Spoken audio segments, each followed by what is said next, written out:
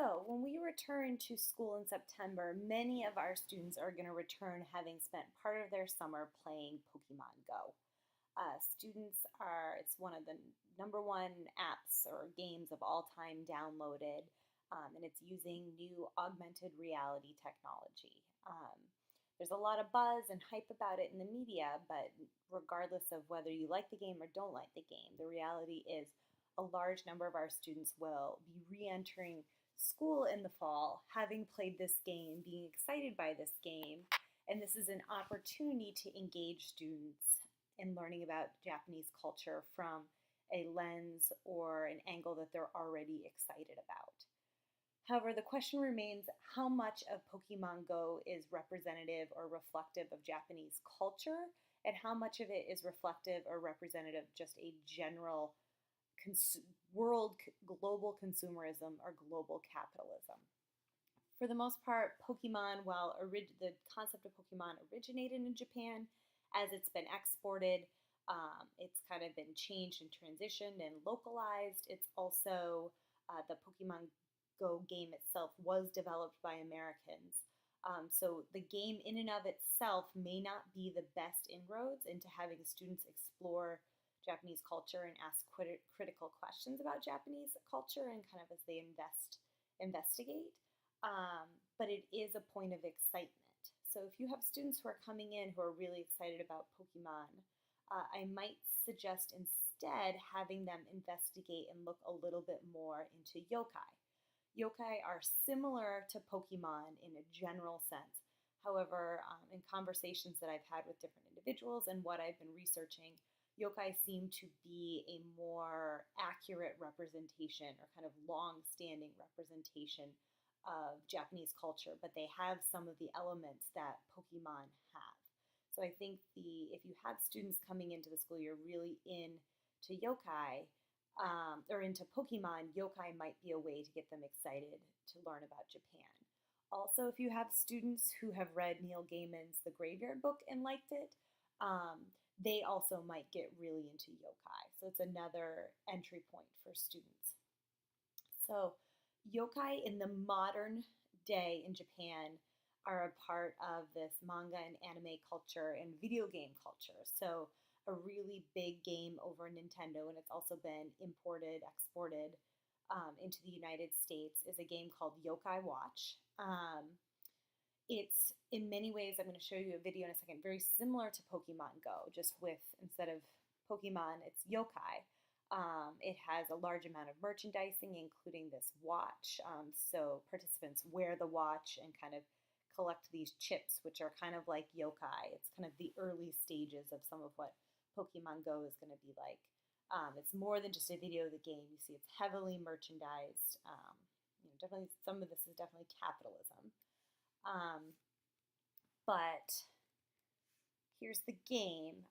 When you're watching and seeing the game, it's very similar to the Pokemon Go, just without the augmented reality. You still have, you're going out and catching ghost spirits.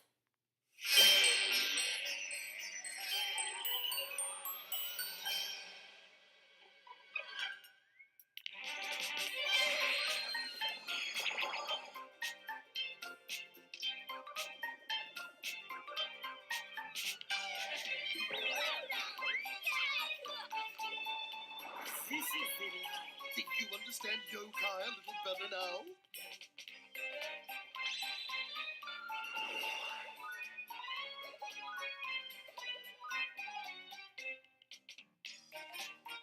Do your thing! Summoning Charming!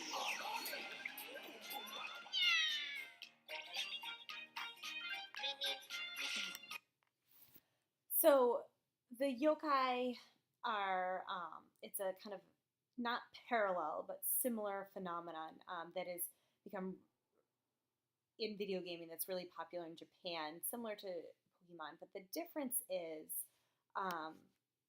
when we look to yokai, it actually has a much longer tradition in Japan. It goes back, I think Professor Inoue spoke to you guys a lot about it, so I'm not going to go into that. But the folkloric history of yokai is very, very long-standing in Japan. And it also fits into this trajectory of visual storytelling and history of manga and anime.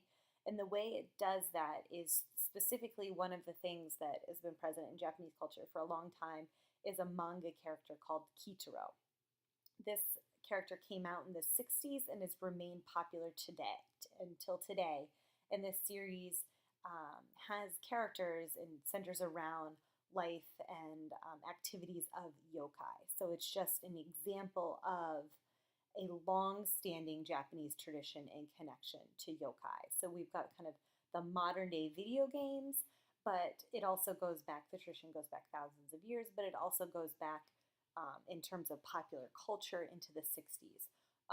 So the first way it came out was in the manga, which I'm going to show you in a second, but first I want to show you some examples of the cartoons, the anime that came out around this yokai concept, specifically through the manga of Kitaro. So here's the first example of the first animated series.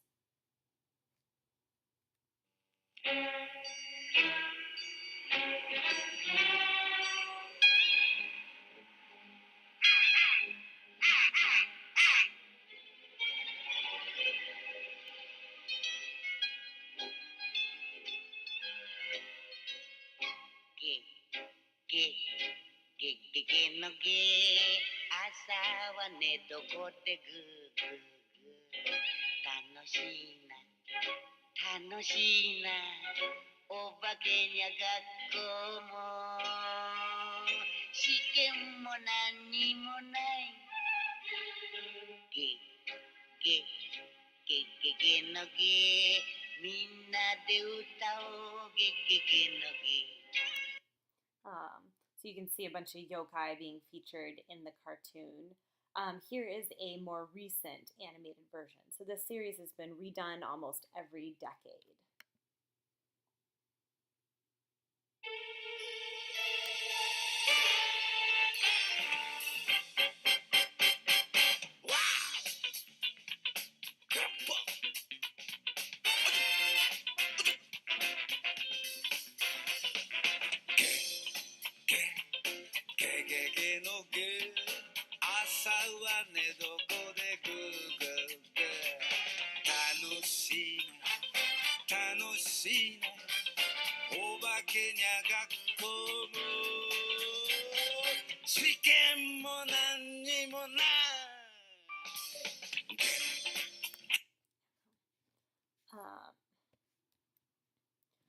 So now here are some of the original primary source manga of Kitaro that came out that I want to show you. I think this manga would be a really good way to engage students in learning about Japanese culture, also investigating Japanese relationship with nature. The Kitaro manga, first of all, is just really fun. It's a very engaging, fun read. It's got these cool ghost monsters. It's got the hero of Kitaro. It's a little gross, but not too gross. So, for example, his dad so Kitaro is actually, he's part yokai, I think part human. His dad is a yokai, and so this is his dad. His dad's an eyeball, and he actually lives in Kitaro's eyeball, and he kind of pops out. I feel like that could be maybe too much for some students, but really engaging for others. So this is a sample of a Kitaro manga. And I'm going to focus in on show you a couple different panels. So first of all, this is the gi gi gi sound. This is the sound, the onomatopoeia sound for a frog, and it's kind of the anthem for Kitaro. I think there's some really interesting, as Tim was talking about, literacy implications here, that there's a large number of onomatopoeias used in this manga, and Tim was saying that has a lot to do with the Japanese language, but I think it's a really engaging and interesting way to get students thinking about words and sounds and literacy. So it's the first thing I wanted to point out about the Kitaro manga. Here's another one which I thought was really interesting, especially considering the course's theme about focusing on Japanese relationships with nature. So Kitaro in this scene had just finished kind of fighting a bad guy, and he was kind of his powers were lessened, and then kind of the animals come to his rescue to kind of recharge his power and support him and help him. So the animals come to his rescue. Um, this is kind of a more in-depth look. Again, remember you're reading from right to left. So we have that creep crawl, kind of the scary noise, and then all of a sudden Kichiro's father, who's a yokai, pops out of his eye socket and is going to come out. Pops down. And here, the secrets of Kichiro's left eye, hidden beneath his hair, must be explained. Kichiro only has one eye. His left eye socket is nothing but an empty room, and that room is being rented out to a separate being. Rumor has it that being is Kichiro's father. So this is, I think, something fun, and it could be really engaging and interesting for, especially I think K through 5, K through 6 students. Again, reading right to left. His heart's beating, but he's out cold, which means someone has stolen his soul. I've got to do something. Crows come, caw, caw. So again, another onomatopoeia. Also interesting relationship with nature. I also want to point out, I talked a little bit in the workshop about the gutter. So the gutter is the space in between panels. And a really interesting thing you can have students do anytime they're looking at manga or comics is have them write in or explain what they think is happening in between the panels. And it can lead to an interesting discussion because students will often come up with very, very different thoughts. Here the crickets or the crows are now coming to help Kichiro fight the bad guy. This is some panel from a totally different section of the book, just showing some manga descriptions of yokai. I just think they're really fun, really interesting. Also, it gives you, all of these have a long history in Japanese folkloric culture, but just to give you some visual examples of how the yokai are represented.